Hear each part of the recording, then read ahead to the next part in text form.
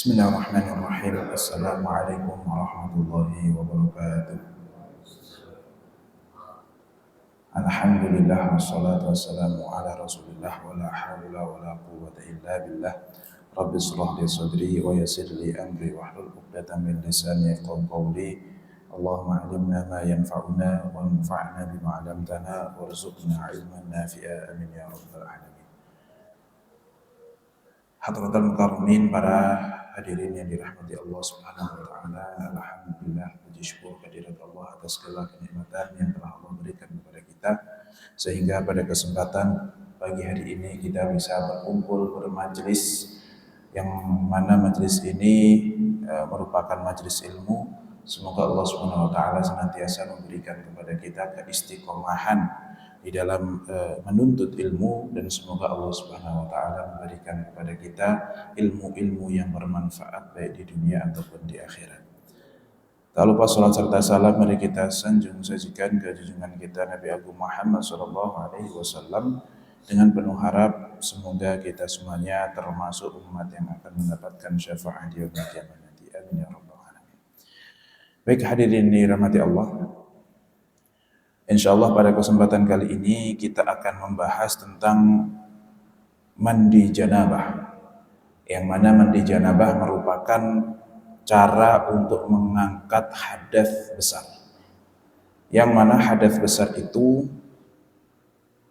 dibagi menjadi dua secara umum dibagi menjadi dua. Satu, hadas besar karena junub. Dua, hadas besar karena haid atau nifas. Imam Taqiyuddin Al-Husni mengatakan qala wa faraidul ghusli thalathatu asya'a, dan fardunya mandi itu ada tiga. Fardu di sini maksudnya adalah rukun, yang mana merupakan mahiyatus syai', dia itu merupakan komponen yang menyusun daripada ibadah tersebut, itu namanya rukun. Ada tiga perkara. Yang pertama adalah an-niyatu, yaitu niat. Wa izalatun najasati in kanat ala badanihi. Yang kedua adalah mengangkat atau menghilangkan najis jika najis itu terdapat di tubuhnya. Pertama, niat dulu. Niyatul ghusli wajibatun kama fil wudu'i di umumi qaulihi ta'ala innamal a'malu binniyat. Niat untuk mandi junub itu hukumnya fardu atau merupakan rukun sebagaimana dalam wudu. Karena apa? Karena antara mandi yang ibadah dengan mandi yang bukan ibadah itu secara tata cara ya sama persis. Tidak ada perbedaannya sama sekali. Artinya orang kalau mandi janabah dengan cara mandi biasa, cuma ditambah niat, ya selesai, ya cukup. Maka niat ini menjadi satu hal yang sangat penting menurut jumhur ulama. Walaupun menurut mazhab Hanafi, niat di dalam mandi itu memang hukumnya cuma sunnah. Artinya orang kalau lupa lagi junub kok kemudian tidak mandi janabah, atau mandi tapi tidak niat untuk mandi janabah, maka sudah sah dan hadasnya sudah hilang. Ini kan kadang kita juga mandi janabah ada kemungkinan lupa. Ya, mandi junub, malam-malam junub misalnya pas subuh-subuh, udah telat nih ke masjid gitu. Apalagi kok beliau menjadi imam, nah, misalnya kan gitu ya. Udah telat nih, kalau sudah telat dia langsung wudhu, langsung berangkat ke masjid. Sholatlah di masjid, ngimamin pula. Setelah itu ternyata pas pulang-pulang baru ditegur sama istri, "Pak, ke masjid?" "Iya." "Sholat?" "Iya." "Kok nggak mandi?" "Mandi." Kan gitu Pak ya. Lah kan semalam, astagfirullahaladzim, kan semalam kita melakukan itu, berarti saya junub dong. "Iya." "Kok nggak mandi sholat?" Nah, ini kan ada kemungkinan itu lupa tidak mandi. Atau yang berikutnya adalah lupa mandi tapi tidak niat. Ya, misalnya junubnya siang begitu, menuju sholat Jumatan. Nah, dia niatnya itu mandi hanya untuk Jumatan saja, tidak mandi untuk janabah. Maka dalam pandangan jumhur ulama, mandinya dia itu sah untuk sunnah Jumat tapi tidak sah untuk janabah, sehingga hadas besarnya itu masih ada. Itu menurut jumhur ulama. Tetapi menurut mazhab Hanafi, hukumnya sah, yang penting mandi maka junubnya hilang. Karena dalam pandangan mazhab Hanafi, mengangkat hadas dengan menghilangkan najis itu sama. Mengangkat najis tidak perlu niat mengangkat najis. Bahkan kalaupun najis itu sudah hilang tanpa kita yang membasuh, cukup. Misalnya ada najis di kaki kita, terus kita melakukan perjalanan pakai motor, terus di tengah-tengah perjalanan hujan, kaki kita basah kuyup terkena hujan. Ya ketika nyampe rumah, oh tadi ini kena najis sih, tapi kan ya sudah hilang sama air hujan. Kan kita tidak niat sama sekali. Kita tidak menyengaja hujan-hujanan untuk kemudian menghilangkan najis, kan tidak ada niat. Bahkan kalaupun ada najis terus, udah deh ntar aja saya hilangkannya, ternyata sudah ada orang lain yang mensucikannya, ya cukup. Itu. Tetapi kalau mandi junub tidak bisa.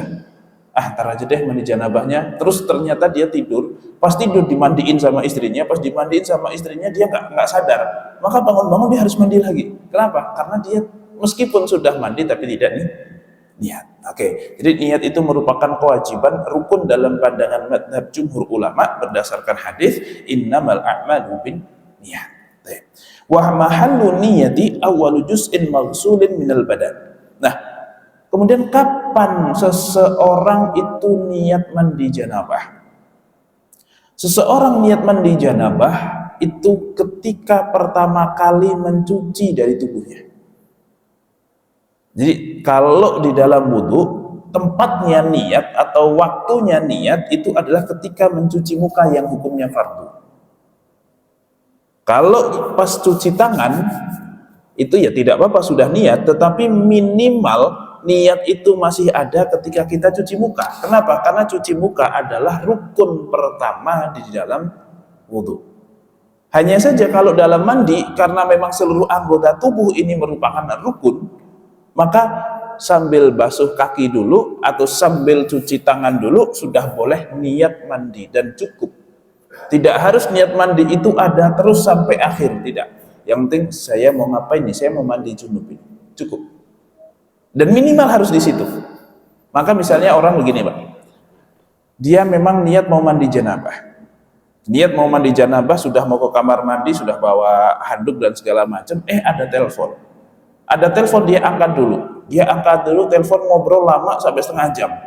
Kemudian setelah setengah jam beres, dia tutup teleponnya, terus dia lanjut ke kamar mandi karena memang sudah bawa itu. Tetapi dia lupa bahwa mandinya itu adalah mandi janabah misalnya. Nah, kemudian dia mandi biar biur. Kemudian setelah itu selesai tidak tidak niat begitu. Ini jadi masalah. Meskipun tadi sempat niat sebelum nelpon, tapi kan sebelum nelpon, pas mandi belum niat, maka tidak sah, harus diulang mandi. Atau mungkin sudah beres mandi, tinggal cuci kaki doang, baru sadar, oh iya, ini kan saya harusnya niat junub. Saya lupa kalau saya itu sedang mandi janabah gitu misalnya, belum niat dari awal, pas niatnya pas cuci kaki doang, maka selain kaki harus dibasuh ulang. Karena memang dia belum meniat mandi janabah ketika mencuci semuanya itu. Nah, semoga bisa difahami. Wa kaifiyatuha ayyanwiyal junuba raf'al janabati aw raf'al hadatsil akbar. Nah, cara niatnya bagaimana? Boleh niatnya mandi janabah. Boleh niatnya mengangkat hadas besar. Bahkan boleh niatnya itu mengangkat hadas titik. Nggak harus spesifikkan bahwa ini adalah hadas besar, nggak harus. Cukup saya niat mandi untuk mengangkat hadas, itu cukup, itu sah gitu. Nah, oke, kemudian yang berikutnya, begitu pula orang yang haid itu niatnya adalah mengangkat hadas haid, ya, dan tidak sah kalau dia niatnya itu kok mengangkat junub, karena orang yang haid itu bukan junub. Orang yang haid itu berhadas besar, maka yang paling aman sebenarnya saya niat mandi untuk mengangkat hadas besar. Hadas besar bentuknya apapun selesai. Kalau saya niat mandi karena suci dari haid, ya kalau dia junub berarti tidak sah. Artinya kalau dia punya junub, misalnya seorang perempuan dia malam berhubungan sama suaminya. Kemudian ternyata setelah itu beberapa jam kemudian dia haid. Kemudian setelah haid, dia haid, katakanlah 5 hari berikutnya dia suci. Nah, pas dia suci itu, dia mandinya niatnya apa? Ya niatnya dua-duanya. Apa niat mandi karena janabah dan karena mengangkat haid, atau kalau tidak langsung saja niat mandi untuk mengangkat hadas besar, selesai cukup. Nah, itu paling aman adalah seperti itu. Tapi kalau orang haid kok niat mandi mengangkat janabah, atau ketika orang yang junub kok niat mandi haid, itu dikatakan tidak sah kalau memang dia sadar hal itu. Tetapi kalau memang dia tidak sadar, mulutnya mengatakan mandi janabah padahal maksudnya mandi haid, ya sudah sah. Atau sebaliknya, mulutnya mengatakan mandi haid padahal aslinya mandi janabah, tetapi dirinya juga niat mandi janabah, maka sah. Karena yang namanya niat itu apa yang terbesit di dalam hati, bukan apa yang kemudian terucap dari mulut. Baik, itu syarat yang pertama atau rukun yang pertama adalah niat. Kemudian yang berikutnya, rukun yang kedua adalah wa izalatun najasati in kanat ala badanihi, yaitu mencuci najis kalau ada di dalam tubuhnya. Jadi sebelum kita mandi itu kita menghilangkan najis-najis yang ada pada tubuh kita terlebih dahulu. Wa'lam anna taqdima izalatin najasati syartun li sihhatil ghusli. Ketahuilah bahwasanya menghilangkan najis terlebih dahulu itu merupakan syarat bagi sahnya mandi. Falau kana ala badanihi najasatun fa ghuslu badanihi bi niyyati raf'il hadathi wa izalatin najasati tahara 'anil najis wa hal yarfa'u hadathahu aidan fihi khilaf ar-rajih annahu la yartafi'u hadathuhu. Baik. Bahwasanya diwajibkan bagi kita untuk mencuci najis yang ada terlebih dahulu baru boleh mandi. Baru boleh mandi. Nah, yang dimaksud mencuci hadas najis terlebih dahulu itu bagaimana? Karena begini, air yang kita pakai untuk mandi junub itu tidak bisa membersihkan najis plus hadas dalam satu kali waktu. Misalnya, di tangan kita ini ada najis, maka sebelum mandi kita cuci dulu tangan ini atas nama menghilangkan najis. Setelah menghilangkan najis baru memungkinkan untuk kita mandikan atas nama mengangkat hadas. Dan harus dicuci tangan ini sebelum mencuci tangan. Harus dihilangkan dulu najisnya sebelum mencuci tangan atas nama mandi. Artinya ya boleh saja meskipun tangan kita berhadas, ada najisnya begitu, kita mandi dulu yang lain, baru terakhir kita cuci tangan kita untuk mengangkat najisnya, baru kita cuci lagi untuk atas nama mandi. Itu boleh saja. Jadi tidak harus kok kemudian diawali dengan mengangkat najis, harus suci dari najis dulu baru mandi, tidak. Ya kalaupun masih ada najisnya, ya minimal yang lain mandiin dulu. Nah, untuk yang ada najisnya, hilangkan najis dulu, baru mengangkat hadas. Kenapa? Karena begini. Air, ketika terkena najis yang ada di dalam tubuh kita, maka kemungkinannya ada dua. Satu, najisnya hilang. Dua, najisnya tidak hilang. Oke. Kalau najisnya tidak hilang, maka air itu menjadi air yang mutanajis. Ketika air mutanajis, maka tidak sah untuk mandi. Tetapi kalau najisnya hilang, kalau najisnya kok hilang, maka air itu menjadi air mustakmal. Nah, air mustakmal pun tidak sah untuk mandi. Maka basuhan pertama menghilangkan najis dan airnya menjadi mustakmal. Baru basuhan yang kedua itulah yang mengangkat hadas. Karena basuhan yang kedua itu air sudah tidak disibukkan dengan mencuci najis lagi, dan air itu sudah tidak menjadi mustakmal lagi. Nah, barulah air kedua itu untuk mengangkat hadas. Ya, nah ini bisa difahami kan? Ya, agak-agak ribet dikit, tetapi ya begitu. Artinya kita kan tidak boleh untuk wudhu pakai air mustakmal atau apalagi yang air najis. Maka mencuci najis dari tangan itu dalam rangka menghilangkan atau mengangkat najis yang ada di tangan kita. Yang mana air setelah basuhan najis itu pilihannya dua. Satu mustakmal, dua najis. Ya kalau najis ya sudah harus cuci lagi bahkan karena tidak hilang najisnya. Kalau mustakmal ya berarti tetap tidak bisa dipakai untuk mandi.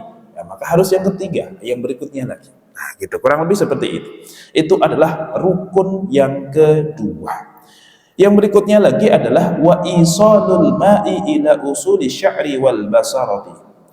Rukun yang ketiga adalah menyampaikan seluruh air ke seluruh tubuh, seluruh kulit dan juga seluruh seluruh rambut. Yajibu isti'abul badani bil ghasli sya'ran wa basharan sawa'un qalla aw kathur. Wajib hukumnya ketika mandi itu meratakan tubuh dengan air, baik dia berupa rambut ataupun berupa kulit, baik rambutnya itu tebal ataupun tipis. Ya, nah, jadi beda kalau wudhu. Kalau wudhu itu kan salah satu rukunnya adalah muka. Nah, muka ini kalau dia tertutupi oleh jenggot yang begitu tebal, maka tidak diwajibkan untuk mencuci daleman jenggot. Cukup luaran jenggot saja yang basah, dalamnya nggak harus. Kalaupun ada kulit-kulit di dalam yang kemudian nggak kena, itu nggak masalah. Kenapa? Karena jenggotnya tebal. Tapi kalau jenggotnya tipis, wajib kena semua. Ya, kayak model-model Indonesia kayak kita ini tipis semua lah gitu ya. Maka harus air itu masuk ke seluruhnya. Oke. Sedangkan untuk mandi, maka mau tebal mau tipis itu harus air itu merata masuk ke dalam dan seluruh rambut itu juga terkena basuhan. Karena kalau mandi itu kan anggotanya seluruh tubuh.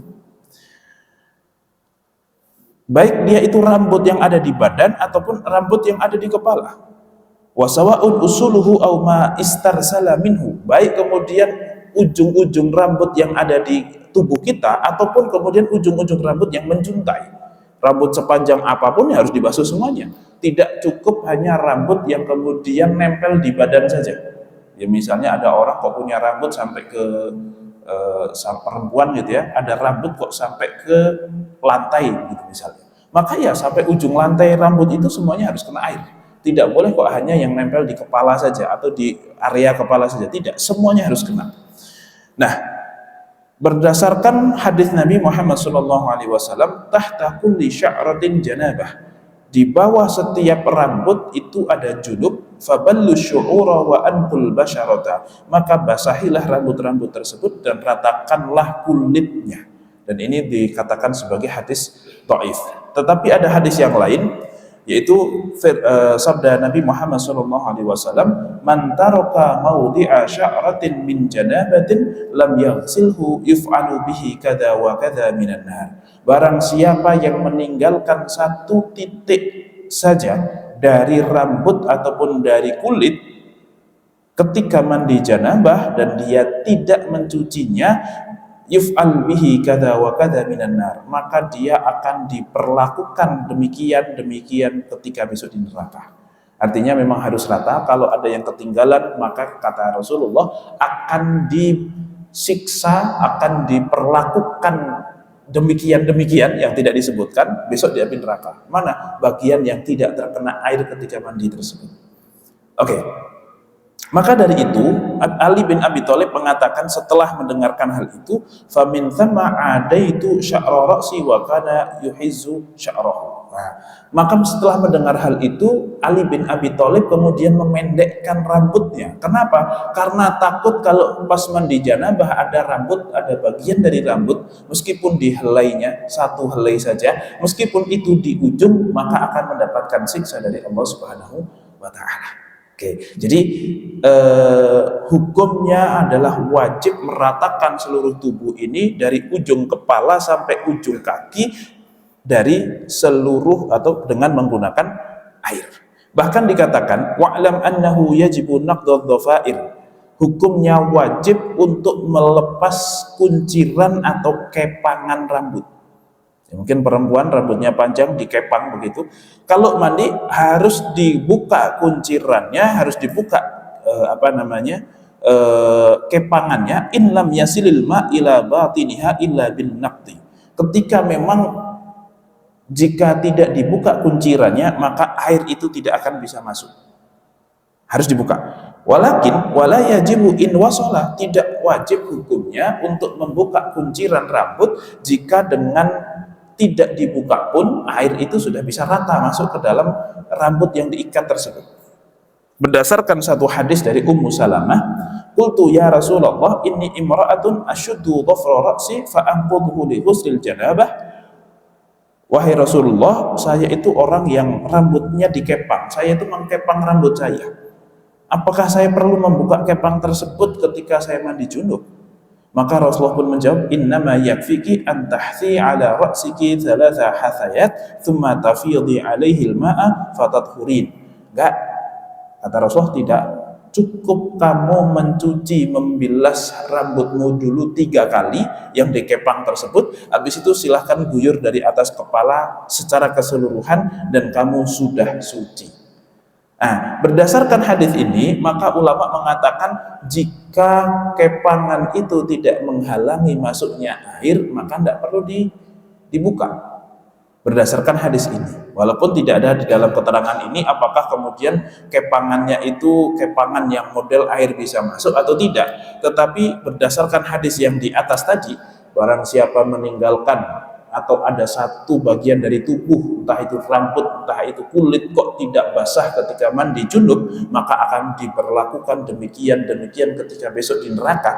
Nah, ini kan satu kewajiban berarti untuk meratakan. Tapi di satu sisi Rasulullah tidak memerintahkan atau memperbolehkan Ummu Salamah untuk tidak melepas rambutnya. Maka para ulama mengatakan mahmulun ala ma idza kana sya'ru khafifan wasyaddu la yamna'u min usulil ma'i ilahi wa idal basharati jam'an bainal adillah. Maka maksudnya adalah Ummu Salamah boleh untuk tidak melepas kepangannya karena kepangannya itu tidak menghalangi masuknya air ke dalam rambut-rambut tersebut. Nah, ini supaya kemudian dua hal itu diakomodir. Dua hadis ini kemudian diakomodir.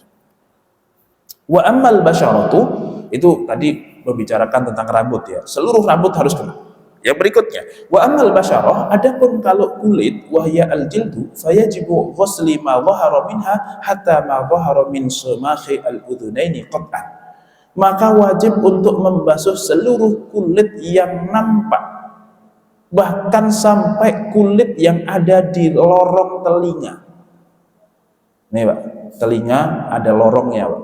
Ya, ada lubangnya. Nah, dari lubang ini kan ada yang nampak. Nah, dari lubang yang nampak itu wajib kena air ketika mandi. Dari yang nampak. Tapi yang tidak nampak maka tidak perlu untuk terkena air. Oke.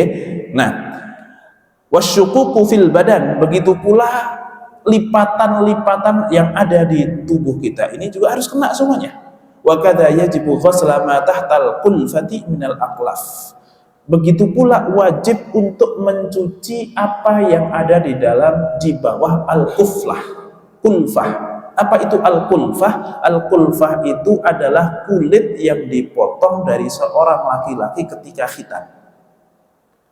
Ya, misalnya kalau ada orang sudah balik karena baru masuk Islam, dia belum sunat, terus dia mau mandi janabah, maka dia wajib untuk mencuci juga apa yang ada di bawah kulit tersebut. Ya, meskipun mungkin tidak nampak, tetapi kulitnya itu harus dibuka kemudian dicuci semuanya. Itu kewajiban. Oke. Wa kadza ma azhara min anfil majdhu.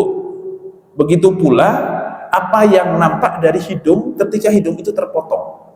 Artinya kita seluruh tubuh ini, seluruh muka ini kan banyak lipatannya, harus kena semua. Telinga, luarnya, dalamnya sini juga harus kena. Bahkan dari lubang telinga itu yang nampak juga harus basah. Kalau hidung, ya hidung minimal yang luar ini.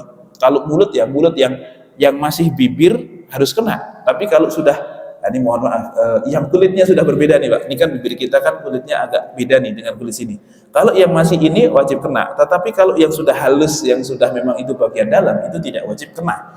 Maka kumur-kumur dan cuci hidung itu tidak menjadi rukun di dalam masalah mandi.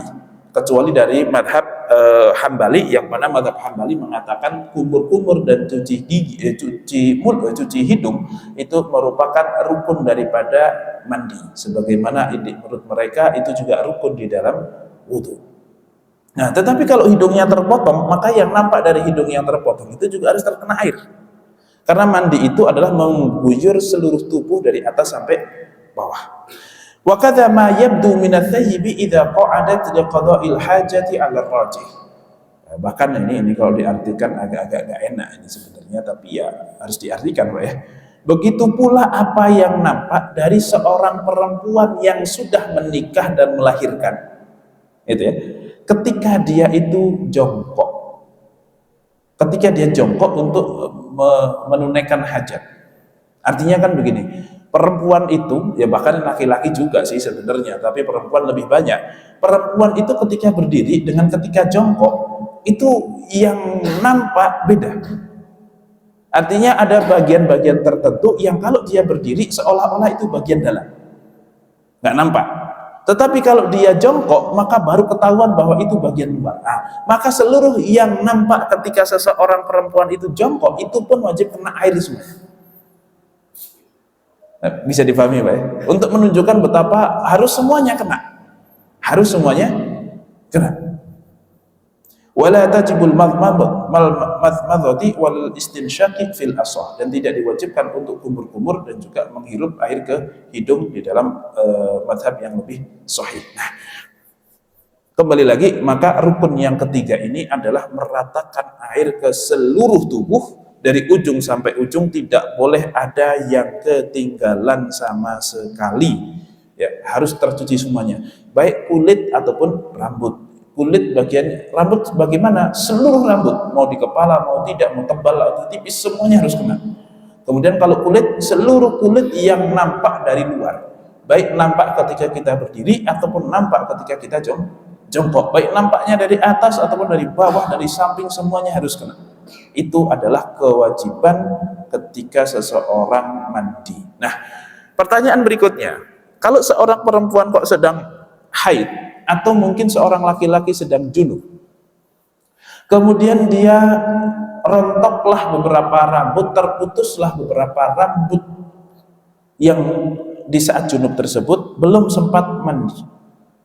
Apakah kemudian mandi rambut-rambut tersebut wajib diikutkan mandi ketika nanti mandi?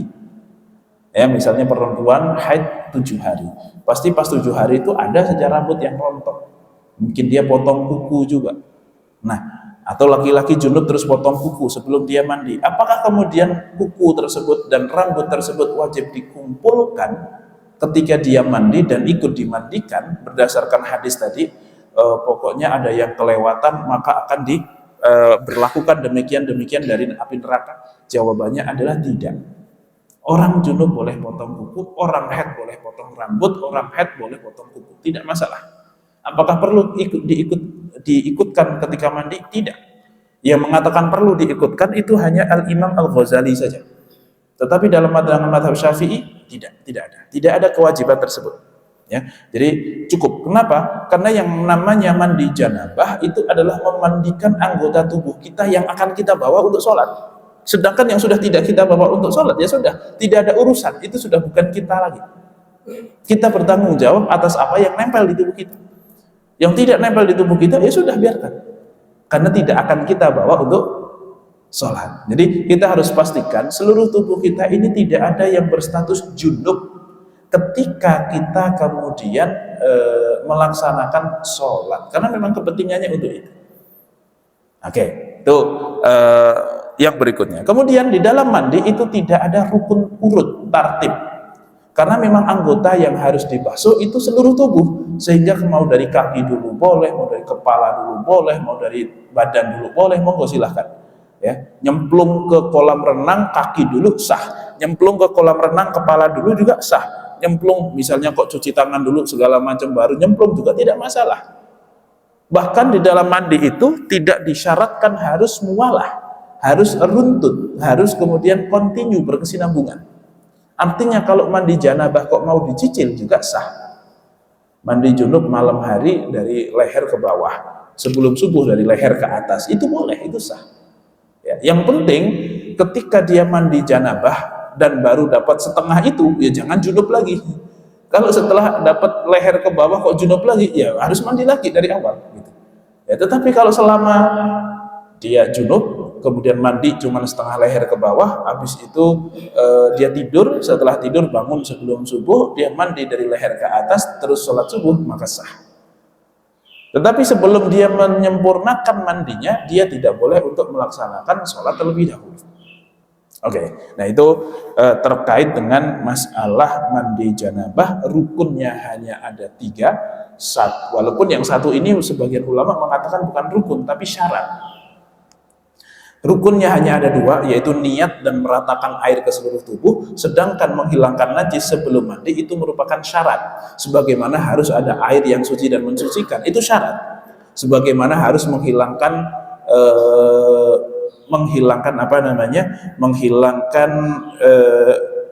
penghalang-penghalang yang bisa menghalangi air masuk ke tubuh, misalnya make up, misalnya minyak, misalnya apalagi kotoran yang ada di bawah kuku, itu harus dihilangkan dulu supaya air bisa dipastikan masuk ke seluruh bagian tubuh kita.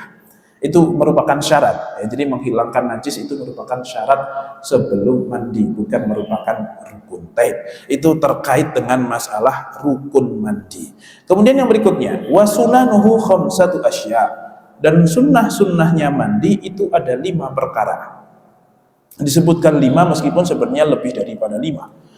Apa saja? Yang pertama adalah at-tasmiyatu, yaitu membaca basmalah, wa ghaslul yadaini qabla idkhalihima al-ina, dan mencuci kedua tangan sebelum dimasukkan kepada ember. Artinya kalau zaman dulu itu Pak, orang mandi belum tentu pakai gayung, tapi ngambil airnya pakai tangan, kemudian biur, tangan biur gitu. Maka sebelum menggunakan tangan untuk masuk ke gayung, itu tolong cuci dulu tangannya dengan mengambil air di luar ember tersebut. Supaya apa? Memastikan tangan ini bersih, memastikan tangan ini suci, sehingga kalau nanti ngambil air tidak mengkontaminasi air yang ada di dalam ember tersebut. Itu zaman dulu ya. Zaman sekarang tetap masih disunahkan cuci tangan dulu, karena tangan ini digunakan untuk adalku, untuk apa namanya ya, untuk memijat-mijat lah. Oke. Kemudian wal wudu'u qablahu, dan juga disunahkan untuk wudu sebelum mandi. Disebutkan di sini Taqiyuddin Al-Hisni mengatakan lil ghusli sunanun kama fil wudu. Di dalam mandi itu terdapat beberapa sunnah yang mana itu sama kurang lebih dengan wudu. Faminha at-tasmiyatu wa ghuslu kaffai qabla idkhalihima al-ina, wa qad dzakarna dzalika wadihan fil wudu wal ghuslu mithlahu qala fi rawdah wa alam anna madmadah as-sunan ya'ni fil wudu'i yaji'u mithlaha fil ghusli. Bahwasanya dikatakan, Imam Nawawi mengatakan hampir semua sunnah-sunnah yang ada di wudu itu merupakan sunnah-sunnah juga ketika seseorang mandi. Nah ini maka kita coba akan membahas tentang cara mandi yang sempurna itu seperti apa. Tentu pertama itu niat ya, Yang berikutnya itu membaca basmalah, dan ini hukumnya adalah sunnah menurut jumhur ulama. Walaupun sebagian mazhab Syafi'i mengatakan bahkan tidak sunnah, makruh hukumnya. Kenapa? Karena satu, mandi itu biasanya telanjang. Yang kedua, tidak ada teks yang menyebutkan bahwa Rasulullah itu ketika mandi baca bismillah dulu. Berbeda untuk wudhu, Rasulullah ada teks yang mengatakan Rasulullah itu ketika mau wudhu membaca bismillah terlebih dahulu. Oke. Sedangkan menurut mazhab Hambali tetap hukumnya wajib, karena berdasarkan hadis la wudu'a liman lam yadhkur ismallahi alaih, tidak ada wudu bagi yang tidak membaca bismillah. Itu dikiaskan kepada mandi. Kemudian yang berikutnya disunnahkan untuk mencuci kedua tangan terlebih dahulu ya, sebelum melakukan apapun itu disunnahkan untuk mencuci tangan terlebih dahulu. Kemudian yang berikutnya adalah menghilangkan najis ya, itu sebagai syarat daripada mandi, sebagaimana disebutkan oleh Maimunah fi sifati ghusli Nabi, thumma afragha ala shimalihi fa ghasala madhakirihi ya. Jadi Rasulullah itu sebelum mandi mencuci kemaluan terlebih dahulu dalam rangka mencuci najis kalau ada. Makanya orang sebenarnya kalau sudah mandi junub itu tidak perlu wudhu lagi, sudah cukup. Orang kalau sudah mandi junub itu sudah cukup, tidak perlu wudhu lagi, dengan catatan ketika dia mandi janabah tidak melakukan hal-hal yang membatalkan wudhu. Loh, tapi kan kalau kita mandi pasti gosok-gosok kemaluan. Nah, lakukanlah itu sebelum mandi. Pertama cuci kemaluan dulu, gitu. Baru kemudian nanti mandi yang lain. Sehingga nanti pas mandi janabah tidak perlu gosok-gosok kemaluan. Nah, itu kurang lebih seperti itu. Itu bagaimana Rasulullah Shallallahu Alaihi Wasallam kemudian mandi. Dan yang berikutnya lagi adalah wudhu terlebih dahulu, dan ini hukumnya adalah sunnah. Berdasarkan hadis dari Aisyah radhiyallahu taala anha riwayat Bukhari Muslim, karena Rasulullah sallallahu alaihi wasallam idza ightasala minal janabati bada'a fa ghasala yadayhi thumma yatawadda'a wudu'ahu lis-shalah. Rasulullah itu kalau mau mandi junub maka beliau mencuci kedua tangan dulu baru wudhu untuk wudhunya sholat. Itu di dalam hadis riwayat Aisyah. Tetapi nanti ada hadis riwayat Maimunah yang mengatakan anna Rasulullah sallallahu alaihi wasallam kana yuakhiru ghusla qadamaihi, yaitu mengakhirkan mencuci kedua kakinya. Kalau Aisyah maka wudhu dulu secara sempurna, muka, tangan, kepala, telinga, kaki, baru mandi. Kalau di dalam hadis riwayat Maimunah maka Rasulullah wudhu dulu, muka, tangan, mengusap kepala, baru mandi. Setelah itu beres mandi baru mencuci kaki. Artinya mencuci kaki ini diakhirkan. Nah, maka para ulama mengatakan boleh pakai kedua teknis ini. Mana yang lebih afdol? Ada yang mengatakan wudhu dulu sempurna baru baru mandi janabah. Tapi ada yang mengatakan tidak, wudhu dulu, simpan kakinya untuk yang terakhir, mandi janabah baru cuci kaki. Kenapa? Ya karena seseorang ketika mandi itu kan berdiri. Ketika dia berdiri itu kan ada cipratan-cipratan yang balik lagi ke tubuh kita, dan kemungkinan besar itu di kaki. Maka jadikanlah mencuci kaki itu adalah part bagian terakhir ketika mandi. Apalagi zaman dulu Rasulullah mandinya bukan di ubin, tapi mandinya kan di tanah. Mana tanahnya pasir pula. Nah, kan sangat kemungkinan kalau mandi biur gitu kan pasti akan ada tanah-tanah yang balik lagi, yaitu ke kaki biasanya. Nah, kenapa Rasulullah kok mengakhirkan kaki? Itu salah satunya untuk kemudian setelah mandi beres tidak hanya suci tetapi juga bersih. Nah, itu sebagian hikmah kenapa kok kemudian dilakukan wudhu dan dipisahkan kepala dulu, terakhir adalah kaki. Kemudian yang berikutnya adalah meratakan air ke seluruh tubuh, yang mana ini merupakan kewajiban secara ijma gitu, dan disunnahkan untuk dari atas terlebih dahulu. Karena Rasulullah Shallallahu Alaihi Wasallam itu setelah mencuci kemaluan beliau wudhu. Setelah wudhu beliau itu membasahi kepala dulu. Membasahi kepala dulu, itu setelah basah kepalanya baru cuci, baru diguyur kepalanya. Jadi kepala itu dicuci, di gini-giniin dulu. Sudah niat mandi janabah itu Pak. Gitu kan, habis itu baru guyur 1, 2, 3. Artinya dari atas terlebih dahulu. Kemudian setelah itu disunnahkan untuk mendahulukan yang kanan. Artinya setelah kepala itu diguyur dari atas, kemudian kita mengguyur bagian tubuh bagian kanan. 1, 2, 3. 1, 2, 3. Dan juga tetap disunnahkan untuk takhlil. Tangan kita begini-begini, ketika ada jenggot jadi gini-giniin, ketika rambut juga digini-giniin, begitu. Itu disunnahkan untuk melakukan takhlil seperti itu. Kemudian yang berikutnya, disunnahkan juga untuk menggosok ketika mandi ataupun ketika wudhu. Ini sama. Fa idza wajadtal ma fa amis jildaka. Ketika kalian menemukan air, maka gosokkanlah kulitmu itu dengan air tersebut. Artinya sebenarnya mandi itu hukumnya sah meskipun kita tidak mengantarkan air dengan tangan kita. Misalnya mandi di bawah shower, terus kita diam saja, sudah basah kuyup dan sudah rata, maka sah menurut jumhur ulama. Tetapi tetap sunnahnya kita tangan kita begini-begini kepada seluruh tubuh untuk memastikan air itu masuk. Dan tentu itu lebih bersih. Tetapi dalam pandangan mazhab Maliki, hukumnya adalah wajib. Orang mandi kalau cuma nyebur kolam doang terus ngangkat, itu tidak sah. Kenapa? Karena dia belum menggosok-gosokkan tangannya ke tubuhnya. Karena dalam pandangan mazhab Maliki, yang namanya mencuci itu harus melibatkan tangan untuk gosok. Mau tangan sendiri kayak mau tangan orang lain terserah, tapi harus dilibatkan. Tidak sah kalau kemudian pas mencuci itu tidak sambil menggosokkan tangan. Itu dalam pandangan mazhab Maliki. Tapi jumhur ulama mengatakan itu hanya sunnah saja. Kemudian yang berikutnya adalah disunnahkan untuk 3 kali. Jadi mandi itu 3 kali minimal. 1, biur, 2, 3. 1, 2, 3, 1, 2, 3. Kemudian kaki 1, 2, 3. Nah, itulah mandinya Rasulullah SAW. Kalau kita nggak cuma 3 kali, Pak, kita pun nggak ngitung berapa kali. Gitu ya. Jadi kalau kita mandi, apalagi mandi junub itu rasanya barbar, Pak. Biur, mentah sampai berapa, ya begitulah gitu.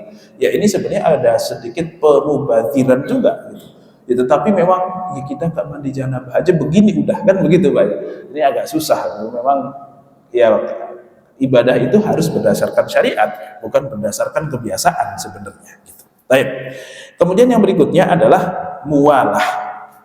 Muwalah itu apa? Memang sebaiknya kalau mandi begitu masuk kamar mandi keluar udah beres. Sebaiknya begitu. Tetapi kalaupun dia mandi mau dicicil, baru mandi dapat setengah, tinggal tidur dulu, besok sebelum sholat subuh dia cicil lagi yang berikutnya, itu sah-sah saja, tapi tidak mendapatkan kesunahan. Oke. Kemudian yang berikutnya disunnahkan ketika mandi itu untuk tertutup. Tentu tertutup di sini maksudnya adalah tertutup di dalam kesendirian. Kalau tertutup dari orang lain tentu hukumnya wajib. Ya, orang mandi janabah tapi di luar rumah dan kelihatan auratnya, maka dia dosa. Meskipun mandinya sah, tapi dosa. Ya, baik kelihatan sama misalnya laki-laki, kelihatan sama laki-laki juga, tetap sah, tapi tetap dosa. Karena auratnya laki-laki di hadapan laki-laki itu juga ada. Jangan dikira kalau sesama laki-laki nggak ada aurat, ada. Mana? Dari mana sampai mana? Ya dari pusar sampai lutut itu aurat laki-laki, baik di hadapan laki-laki atau di hadapan perempuan. Kalau perempuan auratnya seluruh tubuh kecuali muka dan telapak tangan, itu kan cuma di hadapan laki-laki yang bukan mahram. Kalau di depan perempuan, maka antara pusar sampai lutut. Sehingga meskipun sesama perempuan bukan berarti boleh telanjang atau cuma pakai kolor doang, enggak. Nah, laki-laki pun demikian. Sehingga kalau misalnya kita kok melihat ada laki-laki lain cuma pakai sempakan doang gitu misalnya, maka kita melihat aurat dan kita dosa, orang itu pun dosa. Nah ini kan gak enak banget Pak, udah dosa gak enak dilihat pula. Ya minimal kalau dosa enak lah begitu, kan begitu Pak ya. Kalau dosa kok kemudian melihat aurat perempuan, laki-laki melihat aurat perempuan, ini kan dosa sih, tapi lumayan lah ada enak-enaknya dikit. Lah ini kalau melihat aurat laki-laki udah gak enak, dosa pula, ini kan musibah sekali ini, gitu. Nah, jadi sunnah kalau menutup aurat artinya dari hadapan orang lain, maka hukumnya wajib. Kalau memang di luar, tapi kalau di dalam, maka telanjang pun tidak masalah, tetapi tetap sunnahnya untuk menutup auratnya atau minimal aurat yang paling besar yaitu kedua kemaluannya. Ya, karena berdasarkan satu hadis riwayat Abu Dawud, innallaha azza wa jalla hayyun satir, sesungguhnya Allah azza wa jalla itu zat yang maha malu dan sering atau suka menutupi, yuhibbul haya'a wasitr. Allah itu mencintai rasa malu dan mencintai orang yang menutupi.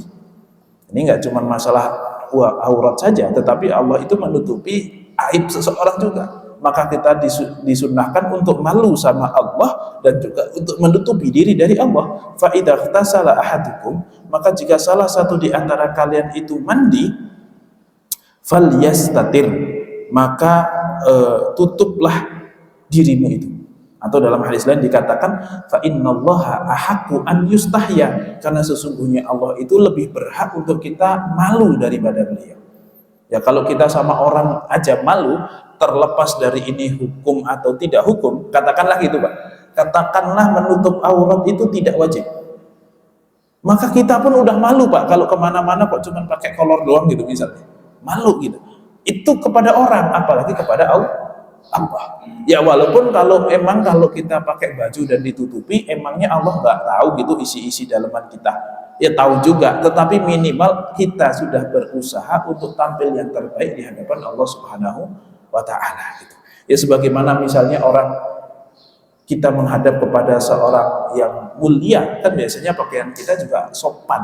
Apakah kemudian orang yang di hadapan kita itu tidak tahu kalau di dalam tubuh kita itu ada apa saja? Ya tetap tahu, tetapi kan tetap kesopanan itu juga penting. Minimal kita melihat ada iktikat baik dari orang yang akan menghadap kepada kita. Kan itu yang paling penting gitu kan ya. Oh, dia itu menghadap kepada saya dengan persiapan. Mungkin sama-sama menutup lah, katakanlah. Ada orang pakai kaos panjang, kaos oblong panjang sama celananya celana olahraga gitu misalnya. Itu sudah yang tertutup sama dengan orang yang pakai jas dan pakai celana bahan. Itu sama yang tertutup. Tetapi di hadapan orang bos misalnya, seorang bos, maka ini kesannya beda. Yang satu dia berusaha untuk tampil dengan baik, yang satu tidak. Jadi kita itu perlu untuk kemudian menampilkan yang terbaik di hadapan Allah Subhanahu wa Ta'ala. Nah, kemudian yang berikutnya adalah sunnah untuk membaca doa juga.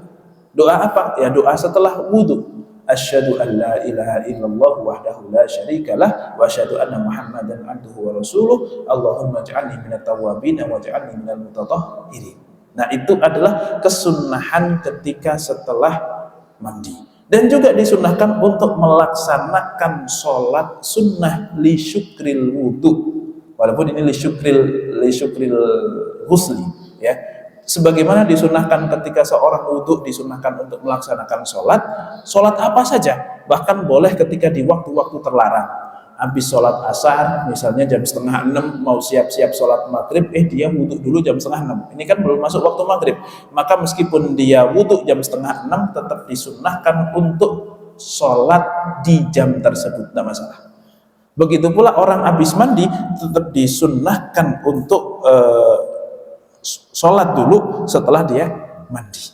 Oke, ya, berdasarkan satu hadis, barang siapa yang wudhu fa ahsana wudhu'ahu tsumma shalla raka'ataini, kemudian dia sholat 2 rakaat, kemudian dia khusyuk di dalam sholatnya tersebut, maka dia boleh masuk surga dengan pintu yang mana saja. Ini menjadi salah satu fadilah daripada mandi, yaitu disunnahkan untuk sholat sunnah setelahnya. Baik.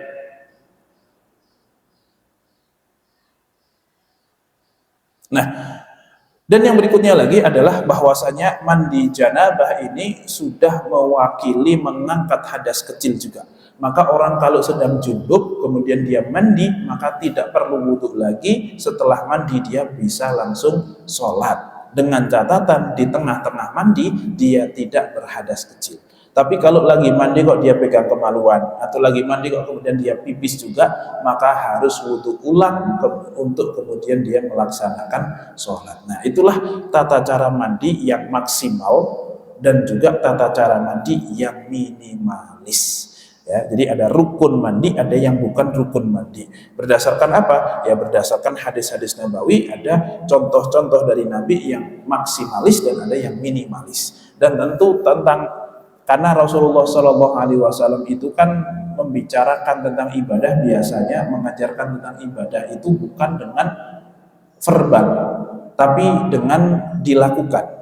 Nah, mandi janabah itu rata-rata yang meriwayatkan adalah istri Nabi. Kalau enggak Maimunah, ya kemudian Ummu Salam, Maimunah, kalau enggak ya Aisyah. Nah, ini hikmah kenapa kok Rasulullah itu harus punya istri yang kemudian masih muda dan punya kesempatan untuk mengajarkan kepada umat setelahnya. Ya. Nah, kalau istri Rasulullah itu kok usianya sama semuanya dengan Rasulullah begitu, maka ketika Rasulullah wafat kemungkinan istrinya setelah itu wafat juga. Maka akan banyak ilmu yang tidak didapati oleh orang lain kecuali istrinya yang akan hilang. Bagaimana kemudian Aisyah itu pernah suatu ketika melakukan hubungan dengan Rasulullah, belum sampai selesai sudah ada tamu, kemudian harus berhenti. Maka Aisyah pun mandi, Rasulullah pun mandi. Oh, berarti orang kalau masuk meskipun nggak keluar itu juga tetap harus mandi gitu, Pak. Ini kan menjadi satu pelajaran yang nggak mungkin diriwayatkan oleh orang lain. Ya kan? Nah, itu kan hanya diriwayatkan oleh istri-istri beliau saja. Hanya diriwayatkan oleh istri-istri beliau saja. Maka kenapa hikmahnya Aisyah dinikahin ketika belia, itu supaya ketika nanti Rasulullah wafat, salah satunya, satu, beliau itu cerdas, masih muda, ilmunya, keingatannya masih bagus. Yang berikutnya, dia punya kesempatan lama untuk kemudian mengajarkan kepada umat ini. Nah, kalau tidak, ini agak repot. Nah, maka Ada sebagian orang yang berusaha untuk menafikan bahwasanya Aisyah itu dinikahi dalam usia sudah dewasa. Enggak, dia itu dinikahi usia 20-an. Enggak. Aisyah itu dinikahi usia 9 tahun, 10 tahunan. Ya, bahkan malah kurang dari itu. Dan Rasulullah itu mendatangi Aisyah atau berkumpul dengan Aisyah itu di usia 9 tahun kalau tidak salah.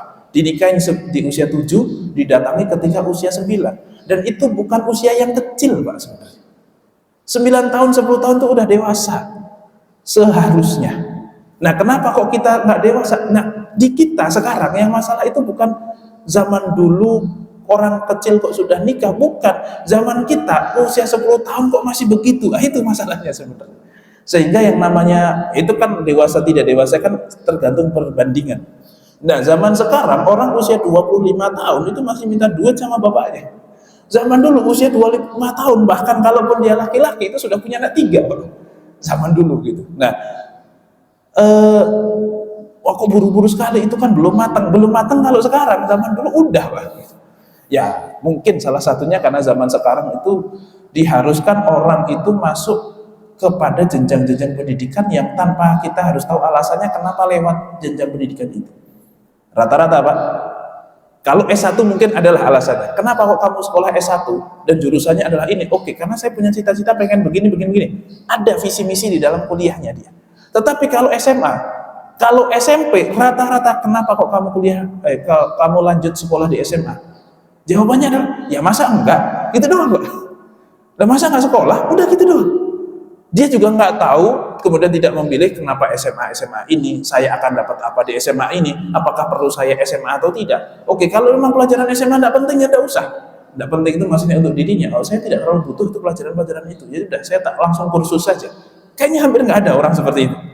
Karena secara sistem kita tuh harus beres SMA. Harus beres SMA.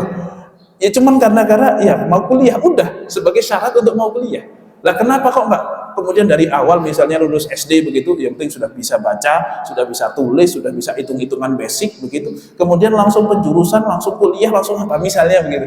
Kenapa kok dibikin sistem harus SMP dulu, harus SMA dulu?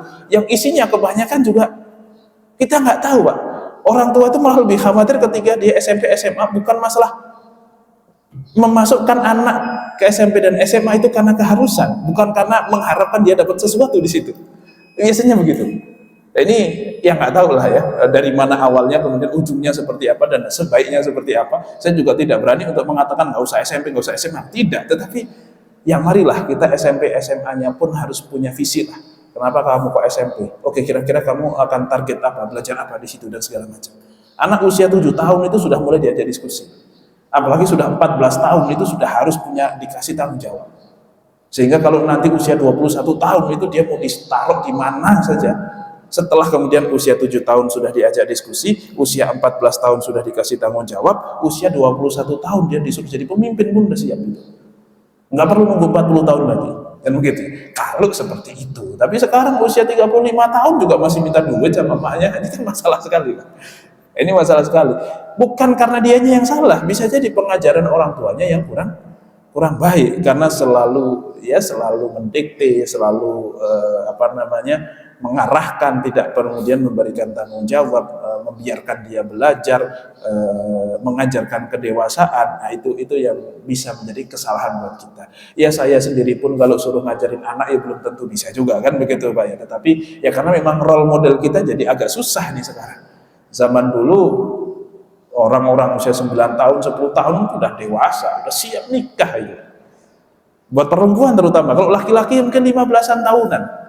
Ya, laki-laki itu 15 tahunan sudah siap nikah, sehingga sangat wajar usia bapak 60 tahun, usia anak itu 50 tahun itu wajar, Pak. Atau mungkin 45 tahun itu wajar. Makanya zaman jahiliyah dulu, Pak, bapaknya usia 65 tahun, anaknya usia 50 tahun, dan bapaknya punya istri lagi usia 20 tahun. Setelah bapaknya meninggal, istrinya bapaknya yang bukan ibunya itu diwarisin sama anaknya. Ya karena memang usia anaknya 50 tahun, usia istri bapaknya itu 20 tahun. Ya 50 sama 20 kan masih lumayan gitu. Bukan lumayan lagi, masih oke banget itu. Makanya istri bapaknya itu diwarisin sama anaknya zaman dulu. Sampai kemudian muncul larangan untuk menikahi orang yang sudah pernah dinikahi oleh bapak kita sendiri, meskipun dia bukanlah ibu kita. Nah, kurang lebih seperti itu. Nah, ini terkait dengan permasalahan mandi. Mandi ini private sekali dan hanya istri-istri Rasulullah dan circle-nya saja yang kemudian memiliki ilmu ini. Maka hikmah kenapa punya istri-istri yang muda-muda seperti Maimunah, seperti Aisyah, ya supaya ada kesempatan untuk mengajarkan kepada umat secara lebih detail lagi. Taib, Allahu a'lam bishawab. Saya kira cukup untuk materi kita pada kesempatan pagi hari ini. Sebelum kita akhiri, mungkin jika ada yang ingin ditanyakan, tafadhol jika ada. Apakah ada Pak terkait masalah mandi ini? Atau cukup jelas? Cukup jelas ya, insya Allah. Karena mandi sudah profesional sepertinya kita Pak ya. Mandi janabah. Nah,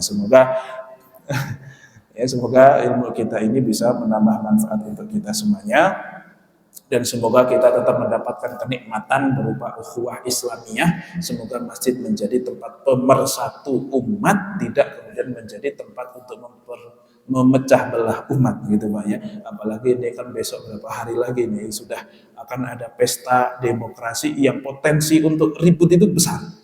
Ya oke, ribut aja enggak masalah, di grup ribut enggak masalah, pas TPS ribut pun ya enggak masalah gitu. Tapi kalau ke masjid sholat subuh tetap 2 rakaat bareng ya Pak ya. Jangan yang 1 2, yang 1 1 rakaat, yang 1 3 rakaat, tidak.